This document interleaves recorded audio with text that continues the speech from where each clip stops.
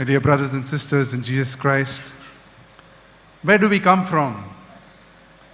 How many of us know the names of our great-grandparents? You see, once a young man and his mother went to a college for admission, and the priest principal asked the young man, "What does your father do?" The young man was hesitant. After a while he said, "My father is a driver." His mother next to him was visibly upset as to why was he embarrassed to say his father was a driver. The priest then asked this young man, "Who owns the car?" The young man said, "My father." Immediately the priest corrected him and said, "Your father is not the driver. He is the owner of the car who drives." The mother was filled with a little pride. You see, more often than not, we tend to ignore the roots of our family. We are ashamed of where we come from, rather than being proud of our ancestors and the lineage from which we have come. The gospel of today, starting from the genealogy, is a way the Jews begin the biography of a person. Because for the Jews, they gave importance to the purity of lineage so as to prove that they were the God's chosen people. For a noble Jew, it was important for him to know 5 generations from which he came. For a Jewish priest, he had to know all the way back to Aaron. So you see, Matthew presents Jesus' human ancestry, indicating that salvation history has reached its climax in the birth of the Son of God through Mary to the Holy Spirit. The Jewish genealogy followed the male line. Hence, Joseph, as the husband of Mary, was the legal father of Jesus.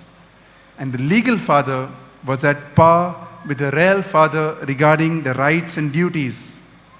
Thus, it is through Joseph, his legal father, Jesus became the descendant of David. Since the Jews also generally married in their own clan, the early church fathers believed that Mary too also belonged to David's family. Therefore, as the legal son of David, Jesus fulfilled all the prophecies. The genealogy of Jesus Christ in today's gospel is beautifully divided into 14 generations. Each generation indicates first the rise of Israel to the great kingdom of David and Solomon, then the fall of the nations in the Babylonian exile, and finally the rising of the nation after the exile. Again, this symbolically shows us a first man made in God's image, the fall of man through the sin of Adam, and the rise again through Jesus Christ.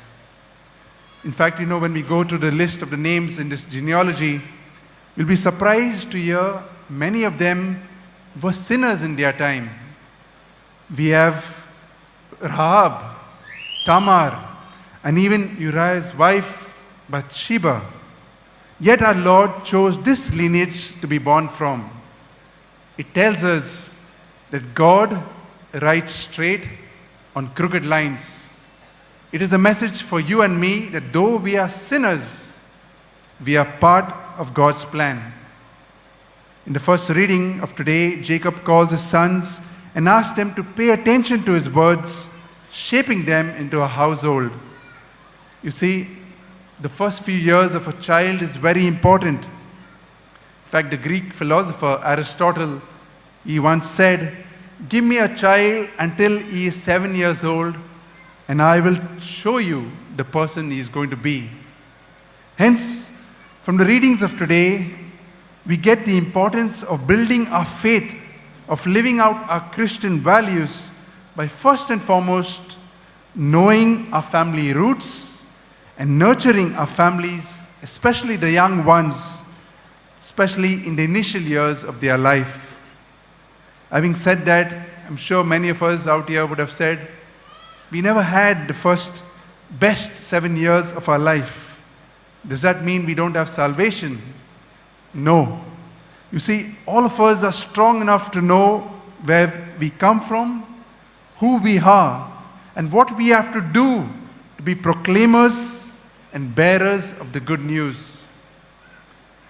Once we know our roots, my dear brothers and sisters, we can rekindle in us the love for our land, for our culture, for our cuisine, and thus not letting it go, not letting it die out, not selling it to others.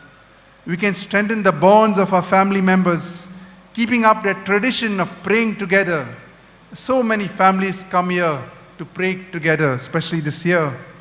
And also, we can strengthen the bond of eating together, where we share our daily activities. We can just simply enjoy spending time together. You see, St. Francis Xavier came from a family with these values. Though they had faced a bit of difficulty in their life due to external factors, they were able to stick together because of their family values, their family bond, and their family love. We must also keep in mind the other extreme of knowing our roots and sometimes being too attached to our roots. You see, in the present world we live in, it is an opportunity for the evil one to use it to distinguish between two human beings. We use it at times to look down on our neighbors, to limit ourselves to helping those only from our own background, only from our own caste. The church today calls us to go beyond the frontiers, to go out and to reach those in the margins. Therefore, as we gather here today around this banquet of love, in this third week of Advent, let us ask ourselves, do I know and love the roots of my family? Am I truly living out the Christian values?